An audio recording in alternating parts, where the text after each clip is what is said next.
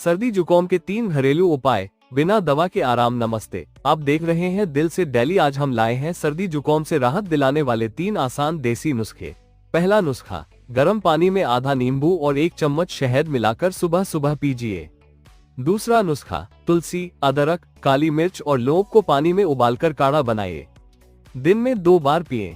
तीसरा नुस्खा, रात को सोने से पहले गर्म दूध में आधा चम्मच हल्दी मिलाकर पिएं। ये तीनों नुस्खे प्राकृतिक हैं, साइड इफेक्ट फ्री हैं और तुरंत राहत देते हैं।